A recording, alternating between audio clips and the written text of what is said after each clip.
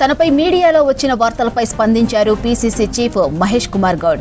ఒక ఛానల్ వార్తలు రాస్తే జనాలు నమ్మే పరిస్థితిలో లేరని చెప్పారు.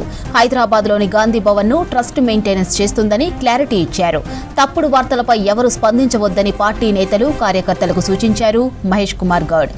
కొన్ని మీడియా సంస్థలకు కొన్ని అభిప్రాయాలు ఉంటాయని, దానికి తానేం చేయలేనని చెప్పారు. సమయం వచ్చినప్పుడు అన్ని విషయాలపై రియాక్ట్ అవుతానని చెప్పారు పీసీసీ చీఫ్ మహేష్ కుమార్ గౌడ్.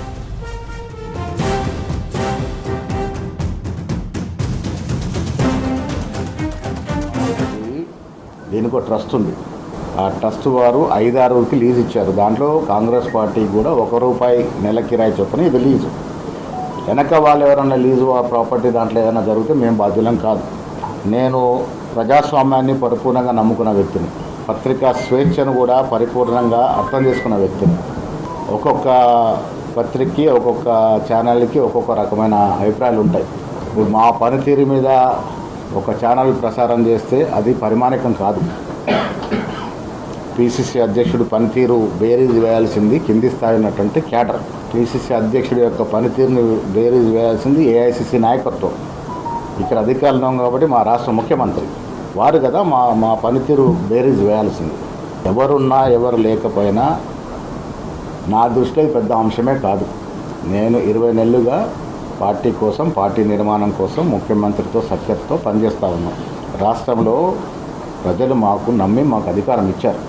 ప్రజల నమ్మకాన్ని వమ్ము చేయకుండా ముఖ్యమంత్రి గారు, నేను, మంత్రివర్గ సభ్యులు, మా పీసీసీ కార్యవర్గ సభ్యులు, ఎమ్మెల్యేలు, ఎమ్మెల్సీలు, ఎంపీలు జాగ్రత్తగా ప్రజల ఆకాంక్షల మేరకు ప్రభుత్వం నడుపుతూ ఉన్నాం. ఇలాంటి చిన్న చిత్కర విషయాల్లో మేము టైం హెచ్చించి ప్రజలు మాకు ఇచ్చిన నమ్మకాన్ని వమ్ము చేయదలుచుకోలేదు.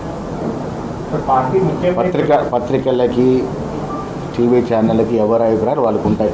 నేను చాలా మందికి నిన్ననే మెసేజ్ పెట్టిన, ఇప్పుడు కూడా చెప్తా ఉన్నాను, పెద్దగా స్పందించాల్సిన అంశమే కాదు. ఎవరి అభిప్రాయాలు వాళ్ళకు ఉంటాయి. నా మీద కొంతమందికి మంచి అభిప్రాయం ఉంటుంది, కొంతమంది చెడు అభిప్రాయం ఉంటుంది. అభిప్రాయాలు వ్యక్తం చేసే స్వేచ్ఛ పత్రికలకు ఉంది, టీవీ ఛానళ్ళకు ఉంది. అది వారి అభిప్రాయం మాత్రమే. ఎవరి అభిప్రాయాలు వాళ్ళు వ్యక్తపరుస్తారు. పీసీసీ మార్పు, పీసీసీ విషయాల్లో ఏఐసీ తుది నిర్ణయం. నేను మా అధినాయకుడు రాహుల్ గాంధీ, ఖర్గే గారు, సోనియా గాంధీ గారు, కేసీ వేణుగోపాల్ గారు, ఆనాడు రాష్ట్రమైనటువంటి ముఖ్యమంత్రి రేవంత్ రెడ్డి గారితో పాటు చాలామంది సీనియర్ నాయకులు మహేష్ అయితే సరైన వ్యక్తి అని నాకు అవకాశం ఇచ్చారు.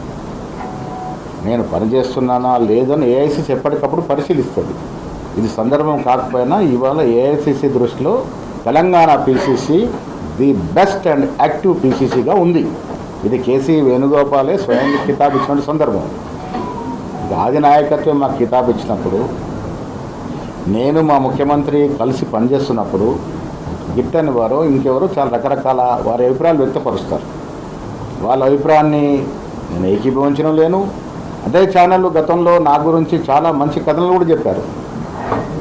వస్తూ ఉంటాయి కదా, సమయం అన్నిటికీ సమయమే.